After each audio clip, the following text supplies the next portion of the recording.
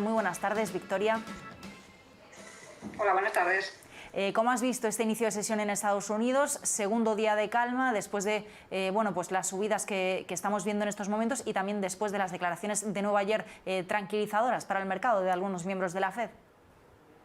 Sí, efectivamente, aquí está una de las claves. El mercado ha estado en jornadas anteriores algo nervioso después de esos datos de inflación que superaron las previsiones y que invitaron a algunos a pensar si la retirada de los estímulos podía estar más cerca de lo que inicialmente se estaba estimando. Al final, esas palabras tranquilizadoras de la Fed diciendo que todavía se está viendo un crecimiento que es desigual y que todavía tendrán paciencia y no tomarán ninguna medida que pudiera truncar la recuperación económica, es lo que ha devuelto un poco de calma a los mercados y es lo que estamos viviendo en las últimas jornadas, tanto en Europa como en Estados Unidos. Mientras tanto, Victoria, estamos viendo, pues hoy alzas en nuestros primeros compases, estamos viendo un Dow Jones que también quiere de nuevo acercarse a esa zona de máximos y tampoco podemos obviar las palabras que hemos conocido por parte de Ray Dalio. Al final, cuando hablamos de Ray Dalio, hablamos de todo un inversor, de un gurú de Wall Street y él apuntaba pues esa devaluación del dólar, incluso también confesando su entrada en bitcoins. Es muy importante también hablar en el contexto actual en el que nos movemos de todo ese traspaso de grandes inversores que quizás están optando por las criptomonedas como una forma más de diversificar su patrimonio en un momento en el que estamos viendo que el apetito por la renta variable también se está manteniendo bastante. ¿Cuál es el contexto al que tenemos que mirar en estos momentos respecto a las bolsas por un lado y respecto a esa diversificación de patrimonio por el que están apuntando algunos con las criptomonedas? Bueno, si nos centramos en las bolsas, aquí la clave esencial está qué es lo que esperamos en cuanto al crecimiento en los próximos trimestres, porque sí que es cierto que los niveles de las bolsas se producen en un contexto en el que sigue habiendo muchísimas dudas y en el que algunos índices se han alcanzado niveles máximos. Si efectivamente esperamos que la economía se recupere de una manera más fuerte de la que se estaba descontando hace tan solo unas semanas, podríamos pensar en que las bolsas están correctamente valoradas, que hay unos soportes y que por tanto todavía podríamos entrar en algunos sectores. Por supuesto, también tener mucho cuidado por esta rotación que se está observando hacia aquellos sectores más cíclicos después de estar durante muchísimo tiempo más centrados en otro tipo de sectores diferentes, como hemos estado viendo, salud o tecnología.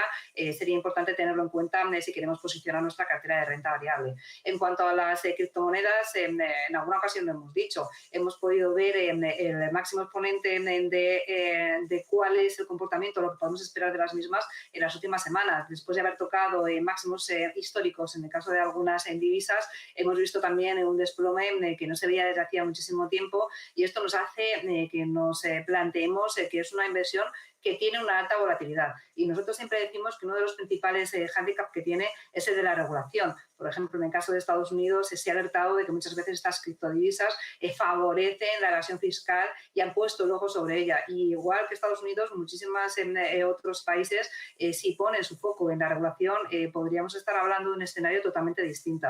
Al final hemos visto cómo simplemente que una compañía diga que lo va a utilizar para sus servicios, para aceptarlo como moneda de pago y que después se les diga, puede hacer que la volatilidad sea extrema. Así que aquel que se quiera acercar a este tipo de instrumento financiero tiene que ser muy consciente de que va a estar expuesto a una volatilidad muy elevada, como hemos podido ver. Victoria, ¿qué te parece Apple o qué dirías de la compañía en un momento en que estamos asistiendo a ese juicio con Epic Games que se pone en duda si su App Store es un monopolio? ¿Qué podría suponer toda esta situación para la compañía y para su modelo de negocio?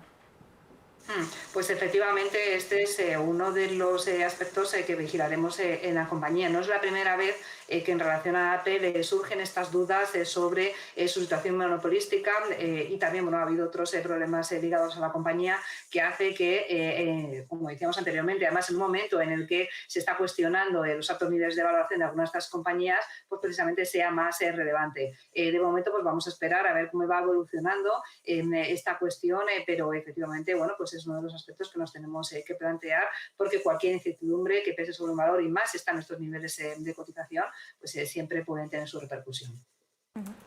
Y siguiendo con la renta variable, Victoria, también estamos muy pendientes de Amazon y de si se ultima ya la compra de Metro-Goldwyn-Mayer. Al final hablamos de toda una gigante de la producción audiovisual, entre otras la franquicia de James Bond que es conocida por todos, pero bueno, estamos viendo cómo Amazon está, bueno, como el buen pulpo que es, que aquí al final lo llamamos con un pulpo, ¿no? Con todos los tentáculos que tiene y toda la sombra que distribuye a muchos sectores, al final estamos viendo cómo está haciendo distintos movimientos, aunque es cierto que la pata del negocio de streaming no es ni mucho menos la que le aporta la principal parte de sus ingresos, sí que estamos viendo cómo quiere engordar esa cartera para rivalizar mejor frente a rivales como Netflix o Disney Plus, que al final sí dependen más de esa pata de entretenimiento ambas compañías. ¿Qué puede suponer para Amazon si finalmente se ultima la compra, que todo apunta a que sí, y qué puede suponer también para sus acciones? ¿Puede suponer un buen revulsivo, por ejemplo, para decantarnos por esta compañía? Al final es un modelo de negocio por el que se quiere apostar, y efectivamente si miramos los resultados de la compañía, en estos momentos tiene 175 millones de clientes que usan Prime Video. Está todavía por detrás de otras compañías como Netflix, pero está por encima de otros competidores. Al final lo que estaría haciendo sería comprar un gran generador de contenidos que le ayudaría muchísimo a posicionarse en el negocio del streaming, que evidentemente es un negocio que tiene mucho que ver con la manera en la que está cambiando el entretenimiento de los inversores, y por tanto, bueno, pues sí podría ser una operación estratégica, y está claro que Amazon no se quiere quedar atrás en esta guerra por bien ver quién es el líder en materia de streaming. Los mercados europeos, volviendo un poquito más hacia casa, hoy ya tenemos a la bolsa alemana incorporada, y allí precisamente en Alemania tenemos algunas de las claves de la jornada. Por un lado, ese dato de PIB que parece un poco que, no sé si se ha ignorado más o nos hemos quedado más con el IFO, ¿no? Con esa subida de las expectativas. Es que en este caso al final va un poco ligado. Es verdad que hemos visto que en el primer trimestre ha vuelto a haber un tropiezo. El primer semestre del año pasado ya sabemos que estuvo afectado por las circunstancias del COVID. En el segundo semestre vimos esa recuperación, sobre todo en el tercero, que fue bastante vertical. Después se moderó esa subida del 0,5 en el cuarto trimestre, y hemos visto otra vez cómo el PIB en el primer trimestre ha caído un 1,8 con respecto al anterior trimestre, un 5 si lo comparamos con el anterior, y sobre todo tendríamos que buscar el motivo por el cual ha habido esta recaída del PIB, y es sobre todo por las nuevas medidas de confinamiento que han afectado en concreto al consumo privado.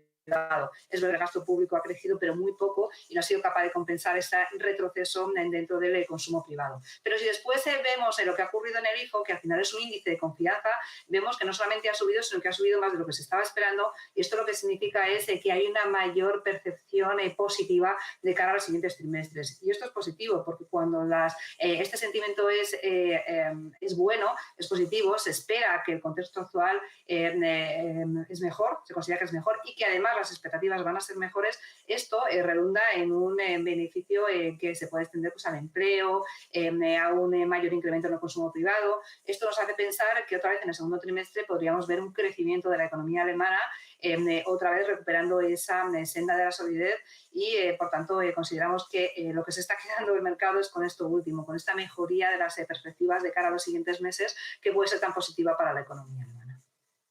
Victoria, por seguir en Alemania, estamos viendo caídas superiores al 4,5%. Para Vonovia hablamos de todo un gigante del sector inmobiliario. Lanza esa OPA amistosa a otro gran casero en Alemania, por así decirlo, que sería Deutsche Wohnen.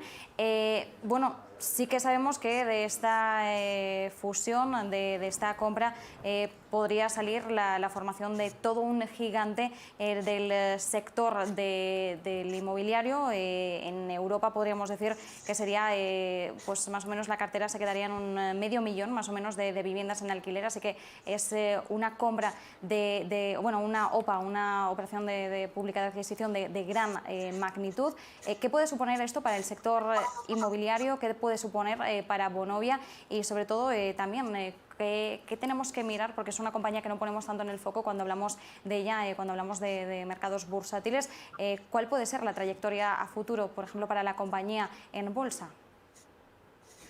Pues efectivamente sería una operación de gran calado, y el mercado ahora mismo lo que está evaluando es si efectivamente se produce, y si se produce a qué precio se haría. Sería una operación, como decimos, de las más importantes que se han protagonizado en los últimos meses en este sector, y posicionaría a Vonovia como desde luego uno de los actores absolutamente importantes dentro de la industria. Este es uno de los sectores que estamos viendo que está siendo protagonista de operaciones corporativas alternativas en un contexto en el que los bajos tipos de interés efectivamente han permitido hacer operaciones de gran calado. Lo que pasa es que al final, como es una operación que tiene un volumen tan importante, lo que está esperando el mercado es a tener un poco más de información y a que se diga cómo se materializaría en su caso esta operación para poder evaluar si efectivamente los precios a los que serían razonables y si tendrían sentido sinérgico la operación.